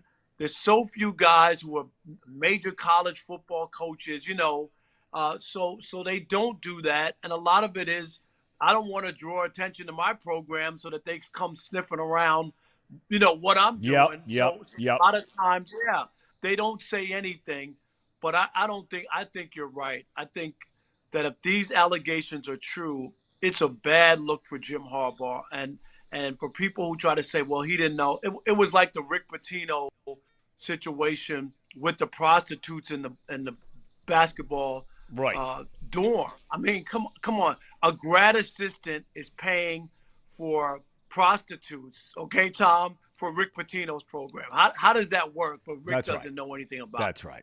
It's not logical. It's just not. There's no doubt. All right, I'm going to let you. I know you're busy. You got 1,000 things going on. I'm so happy for your success, Rob. Best to everything, and I hope I get a chance to see you in person sometime not too far down the road. No doubt. Always, Tom. You know that. You're the best. Stay well. All right, man. Love you. You take care of yourself, buddy. Rob's the best. Love that guy. Great dude and really smart guy. Boy, he's got a lot going on. Yeah, he does. Man. Busy man, baby. That's a lot going on. Very busy man. I mean, I wish I had half of what he's got going. I used to have half of what he has going on. Well, now I'm sitting here with you stiffs. Thank God he was able to join us here today. Well, at least, Casey and I, we showed up today, Tom. The best ability is availability. You know what? I'm going to take back that stiffs comment. That's right. Because you're here. I beg your pardon. That's right. All right. We got a couple quick things to get to. We're going to end the show a little bit early today, but we got a couple things of business to take care of. Number one, we've got a letter. Number two, we've got high school picks. Number three, we've got chat power rankings. Then we're all head out of here. We have box lunch after this. So we'll do the letter first. Letter first. Oh, I love this. We just got a letter. We just got a letter. We just got a letter. I wonder who it's from. Okay, it's letter time, everybody. It's your favorite segment. God, I I talked about not being able to sleep last night. I can't stop singing that song. Listen, the creator of Blue's Clues had that thought in his mind when he ran that song for those children. All right, here we go. Today's mailbag comes from Sweet Little Tucker. Sweet Little Tucker from Mrs. Carlson's class. Tucker. I like Tucker already. I bet you do. Tucker is a child prodigy at age 6 and a world-class ballerina out of Tampa, Florida. Unfortunately, his dad has put him on rest management, and the ballet he performs at has been suspended indefinitely for throwing matches and juicing the athletes. Speaking of load management, Devin Booker and a handful of other NBA players are headed out for injuries, even though injuries being in quotes, right? Tucker put that in quotes. Even though a new rule has been put in place about it. It seems a lot like the MLB Phantom IL stints. I agree with Tucker here. The NBA has been trying to cut out this load management epidemic that's hit the National Basketball Association. I think it's terrible. I think if you're going to play it's 82 games, guys. Can we play at least like 75 of them, right? I mean, Devin Booker, play a game, buddy. And they could be real injuries, but everything I've read, after one game, you have a foot injury. Kirk Casale had a left pinky toe contusion for 4.5 months. I struggle to find validity in that. Tom, what's your thoughts on Could you go back and read that intro again to me again, please? You want me to read the whole Tucker, thing? what? Yeah, I just want to make sure I heard it right. Okay, yeah. All right, so today's mailbag comes... Oh, wait, let me get my paper. I can't read it without the paper. All right, okay. All right. Hold on, let me get my Pull it paper. out of the mailbag. At the mail. Today's mailbag comes from Sweet Little Tucker from Mrs. Carlson's class. Tucker is a child prodigy at age 6 and a world-class ballerina out of Tampa, Florida. Unfortunately, no laughing. Unfortunately, his dad has put him on rest management, and the ballet he performs at has been suspended indefinitely for throwing matches and juicing the athletes. That's what's been going on in Tampa, Florida. I don't know what's going on there, but that's what Tucker wrote. That's what he wrote himself. That's a big story if it's true. What's your thoughts on load management, Tom? I mean, that's bigger than the Michigan story. What's your thoughts on load management, Tom? You know, I don't follow it enough to understand the whole thing. I saw a headline today, and I didn't read it, but LeBron blew through some minutes thing that they were putting on him already last night, and he said it was a no-brainer. Coming from a guy like LeBron, I'm not surprised. I just think it's a shame, and I don't know enough about it to really say one way or the other. I just think it's a shame when you have people who know the Phoenix Suns are coming to town, or maybe it's somebody who lives in Phoenix, and their family can maybe only afford, because, man, those NBA tickets are not cheap. No. They are a lot of money. They're like football tickets and hockey tickets. Baseball, you can get a decent ticket for a cheap price. Right. But those other three sports, you can't. And I just get so heartbroken when you know, okay, if a guy's legitimately hurt and he's going to be out a month, well, that's just the luck of the draw. Unlucky draw. But because of some load management thing and you wanted to take your kid on their 11th birthday to the only NBA basketball game they might ever see during their youth, right? Yeah. The one time, and because of load management, a guy's not playing? I disagree with it. These NBA players, everybody knows about these super max deals they're getting. Play the games. Listen, I know basketball, it's one of the hardest sports on your body. I get it. But at the end of the day, you're a professional athlete. Let's play the games. And that's all it comes down to. And we're going to transition now, somehow we're going to do high school picks. Trace didn't like the high school picks. Reed doesn't like the high school picks. I love them. But guess what, Tom? Guess who's not here today? Reed, Trace, boom. We got to do high school picks. The playoffs have started in Ohio, They start Kentucky, tonight. in Indiana. That's right. We got some big-time matchups. I've got them right here. All right. Top 5. Records coming into this. Again, the loser of this gets fired. I can't explain that enough. Tom came in late to the party. He has a 3-2 record. He's only picked 1 week. He's 3-2. Elliott is 28-17. Reed is 32-13. Wow. Trace is 29-11. Casey is 36-9. Casey, by far and away, the best high school pick we have. All right. Here we go. Are we ready? Big time. Big time matchup taking place at the Pit Why did I know tonight. Elder was on Taking place at the Pit tonight. Oak Hills, they haven't won a meaningful football game in their entire program's history. They're trying to march into the Pit in front of 12,000 and trying to steal a win. Not tonight. Not tonight, baby. Elder rolls them. Elder rolls them. Elder rolls. Casey? Elder. Elder. Okay. That's unanimous. All right, let me write Yep. it down. Let me write Yep. it down on my notes. Here we go. Next up, we have a big one here in the city of beautiful Hamilton. This is a huge game. Massive one. Sycamore is coming to town to take on Hamilton. Now, Sycamore is one of those rich, preppy schools that Tom likes to talk about. They're rich, preppy. They're really good at tennis. They're really good at bowling. Wait a minute. Who's the tennis player in this room? I'm the tennis player. All right. So All I right. had to play him. I know all about it. Elder, we played with grit and determination. They play with their daddy's money. That's how they did it. All right. So Sycamore is playing Hamilton. Listen, I love Hamilton. Everybody knows this about me. Hamilton is my hometown. I grew up here. I want to live here. This is my town. And for that reason, I don't want to hear any Elliot, oh, you hate Hamilton. I don't hate Hamilton. My pick for this game, Sycamore. Sycamore beats Hamilton. Hamilton's never won a playoff game. It's not going to start tonight. Sycamore wins. I cannot believe you. That's just. Tom, go ahead. All that build up. I'm going with my guys, Casey. The Hamilton Big Blue. You and I are. They've never won a playoff game. And tonight that's about to change, right? I mean, it'll That's be gonna going change. on tonight in Hamilton, Ohio, about right. 10:30 They're going to break the curse. It's over. Hamilton has got this. They actually played Sycamore 2 weeks ago. And they beat them 28-21 at Sycamore. This is in Hamilton. This is the Big Blue Nation. They get the dub tonight. Okay, good. All right, third up. Now we get into the good ones. Division. Don't let the lawnmower man find out that you picked against I him. won't. You'll try to mow me as well. All right. Division 3. We've got Goshen taking on Baden, Reed's alma mater. No brainer. I agree. I'm taking Goshen. Tom, which one are you picking? Tom, who are you picking, Tom? Are you kidding me? Come on. He's Hamilton's one of the top teams in the state of Ohio every year. Hamilton Baden. Come on. All right. Casey, you taking Baden? Oh Lord, Goshen. Goshen? Goshen is 3-7 this year, and Baden's they've won given. like 40 in a row. I was gonna You're do. picking I against was. Hamilton. I Baden. love Goshen's chances. What can I say? I took a look at Goshen's squad this year, and I love what I was seeing. I was going to pick Goshen just to appease our good friend of the show, ELE Chad Waits, but I can't.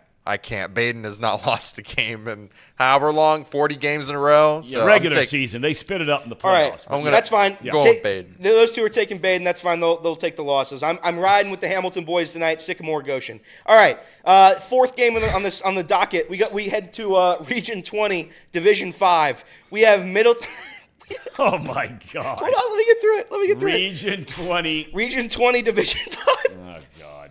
I read this and I laughed out loud. Region 20, Division 5. We have Middletown Madison taking on Chillicothe Zane Trace. And you can throw out the record book when those two play. Middletown Madison, Chillicothe Zane Trace. Tom, go ahead. Who are you picking? I'm taking the home team, Chillicothe Zane Trace. It's Chillicothe. I don't care. Down near Athens, Ohio. Oh, I don't care at all. And it's Middletown? Middletown Madison, yeah. Oh, I'm taking Chillicothe. Okay, all right. You know what? My cousins went to Middletown Madison. I'm gonna take the Mohawks. Middletown Madison. Let's go. Okay, great. All right, last game on the docket. We're heading into Region 28, Division 7. We have Mechanicsburg at St. Bernard Elmwood Place. Mechanicsburg taking on St. Bernard Elmwood Place. I am definitely taking St. Bernard. I'm going to take St. Bernard too. I'll just take the Mechanics. You're going to take the Mechanics? All right, that's it. Okay, and now we got Chap Power Rankings. All right, here we go. we're Now, ending the these are Elliott's this week. Boy, you've been getting a lot of threats on here. I bet so. Friendships on the line. I know. And so, there's one person, and you had stepped out to do the weather, and I had said to Casey, there's one person. Now, I'm not doing the rankings, but there's one person that better be in the rankings. We'll find the out. top 5. We're about to find out. We'll find out. Jolly, All right. Jolly always hangs around, but that's not who I'm talking about. All right. We have honorable mentions first. I didn't put an honorable mention tab, but we have 2 honorable mentions. Number 1 is Sharon Peters. Sharon Peters, you're a bum. You're a fake person. You're not real. I don't like you, Sharon Peters, and I think you're Paul. I can't confirm it, but I think you're Big Paul. League Paul? I think it is. I think that's Big League Paul. The second one's Blackmore. I think that guy sucks. He comes at me all the time.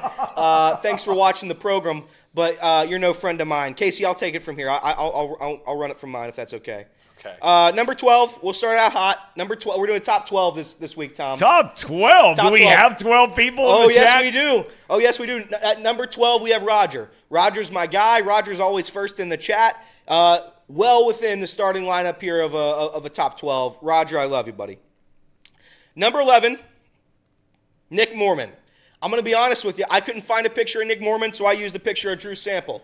Nick Mormon's my guy. He gives out hockey winners. I love Nick Mormon. I don't know if he's a Vizzy guy. I went to Our Lady of the Visitation for grade school, Tom. The Mormon name is all over Vizzy. So I don't know if Nick Mormon's a Vizzy guy, but if somebody could tell me while I'm doing this, that would be great. Nick Mormon, you're number 11, buddy. Well, Blackmore says the feeling is very mutual, Elliot. I So bet go it is. ahead. I bet it is for that Go clown, ahead. Tom. I bet it is. At number 10, we have Justin. Now, the picture I chose here. Who? Justin, I forget his name. I forget his last name, but I know it's Justin. He's a member of our stream. He comes on Box Oh, of Lunch. course, Cool. Justin. Absolutely. He and Okay. you He got- normally has his last name in That's there, right. too. He I forgot the last. I'm only doing first names, I think. Okay. Love Justin. I love Justin. He got in an argument with you early in the week. You guys settled it like men. Nobody's a troll in here. Justin's a good, honorable man. He's cracked the top 10. I love Justin very much. Justin, thank you very much. Where did that picture come from? Is that because we were able You had to an kiss argument. and make up? You had an argument, yeah. Okay, all right. So you Move had an on. argument you made up. Tom's your picture. All right, number 9. Inside the top 10, we have Molly. Again, I used this picture. That's who I was going to say. She better be, but she's Mo- not in the top 5. I'm disappointed. Well, Go she's ahead. top 10, though. She's top 10. Molly, I met her at the Pumpkin Town thing over here. She was great. I loved her. You take a picture and put it up on Twitter and Yeah, her whole family watches the show. I love Molly very much. And Molly, thank you for coming. I'm sorry. Sometimes I is make that fun your of. picture with her there? Yeah, well, no, that's me. That's unfortunately me with Taylor Swift. That's I couldn't Her find. picture's in there, though. Well, yeah, but I thought Like this you one would said be. last I thought this one would week. be a little bit funnier. When you do chat power rankings, you can do whatever the hell you do. That's right. I'm gonna do it the way I do it. That's Molly, right. I love you. Thank you very much. That's Number right. 8, cracking the top 8. We have Randy. I love Randy. He tweets at us all the time. He misspells everything with his Twitter. That's fine. I don't. It doesn't bother me at all. Sometimes he ats me, but he forgets to at the rest of the letters. Hey, Randy, I love you. Thanks for watching, pal. He's Go been a Randy. little quiet today.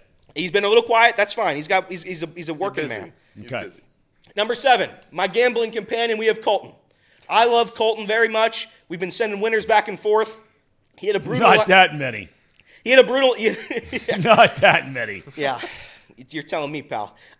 Colton and I, we were talking over our gambling losses. Again, I'm sorry, Colton, you lost last night. We're gonna get them back this weekend. We're gonna have a hell of a weekend. Colton, you're top 7. By the way, your good friend Molly, not to interrupt, but she made the point just a second ago that she believes Sharon Peters is a real woman.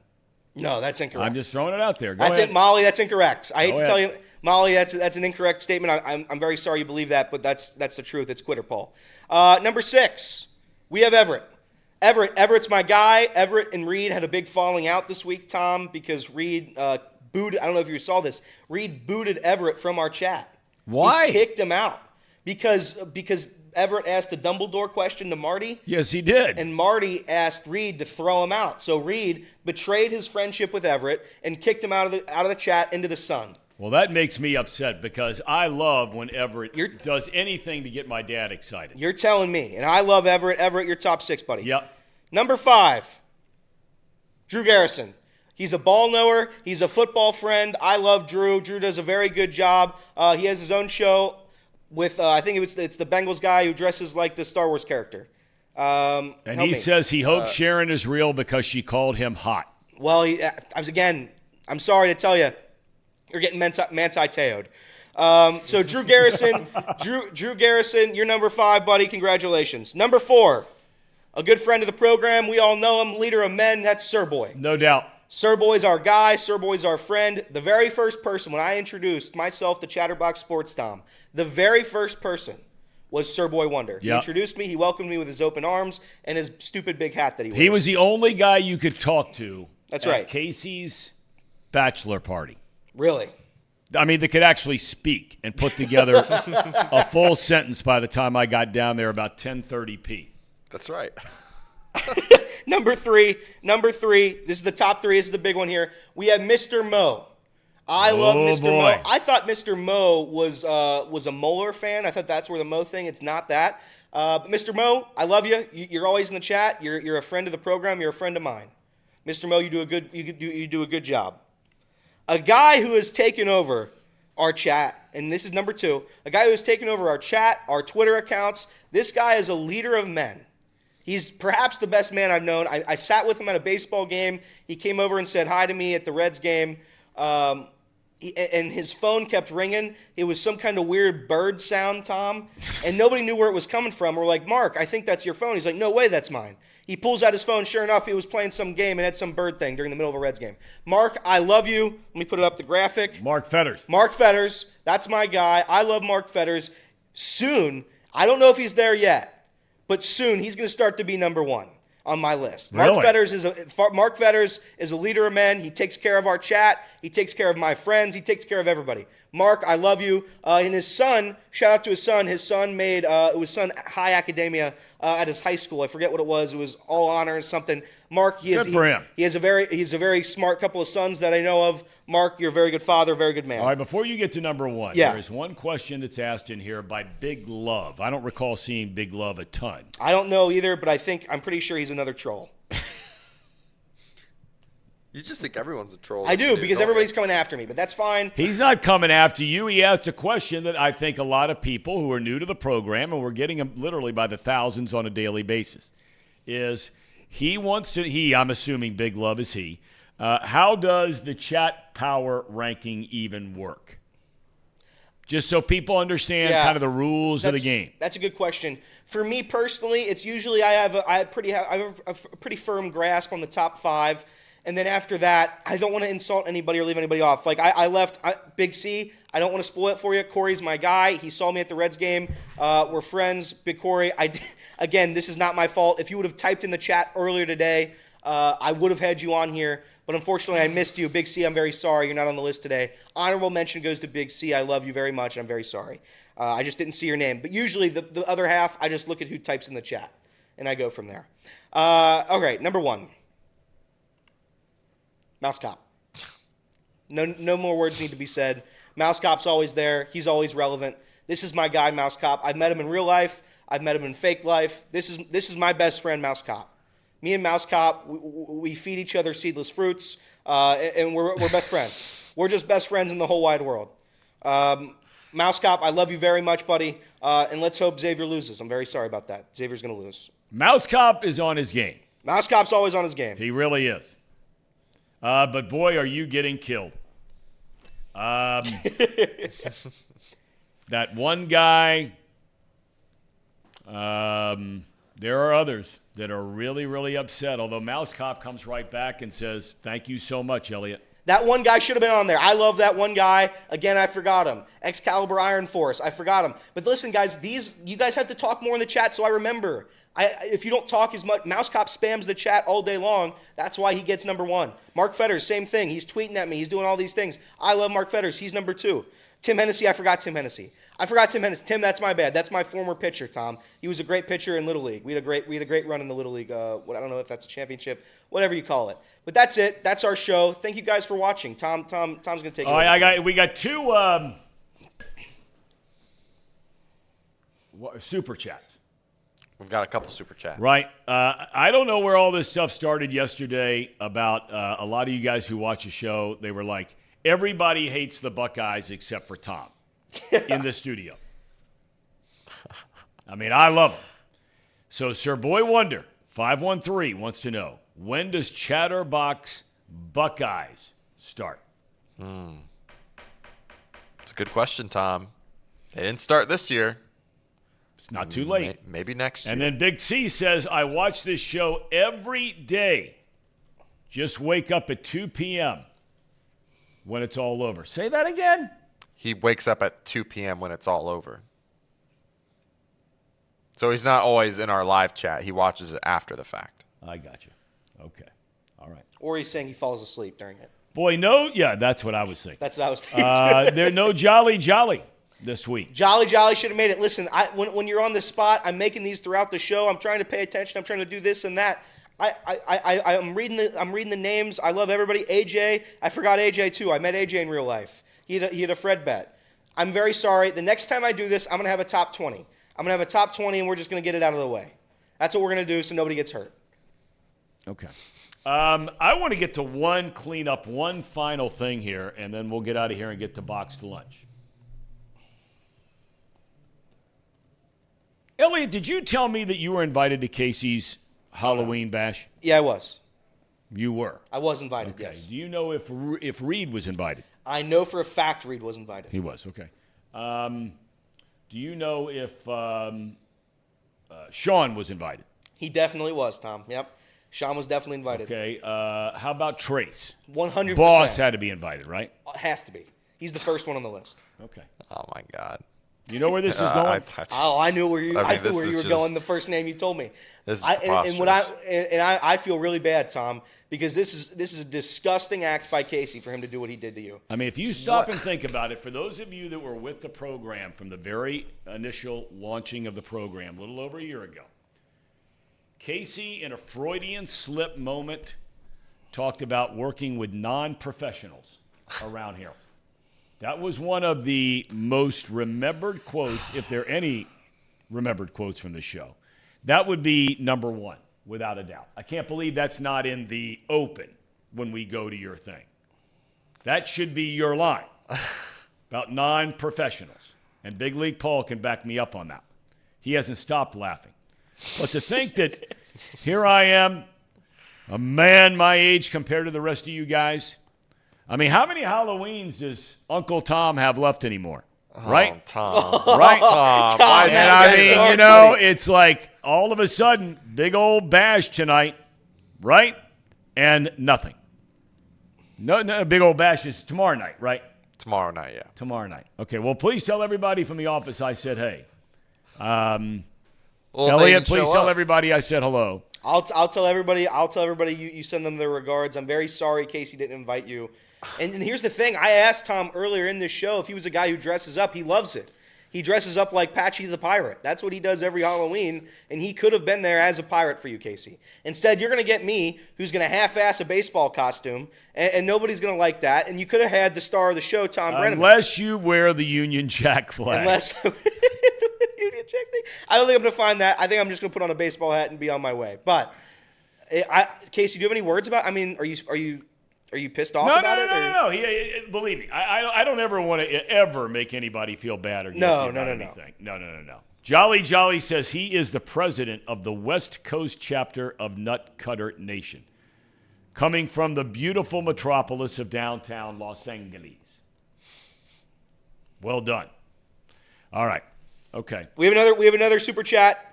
Big C says, Tom, I love you, man. We took a picture together at Chatterbox Reds night. Yeah, we did. I was the only guy with the Viking helmet. That's right. That's Big right. C. That's right. Big C. Thank you, Big C. Great to have you. Okay, are you guys starting box lunch now, or are you waiting 12 minutes? No, we'll start it now. We'll start it right now. You're going to start it now? We'll get right into it. Okay, Casey, I hope your party is great tomorrow night. Thank you, Tom. Tell Big League Paul I'm sure he was invited. He tell definitely Big League Paul I said hello. Well, I don't think anyone from the office is going. Classic. I mean, can you imagine that? Quitter Paul was invited. This is disgusting, Tom.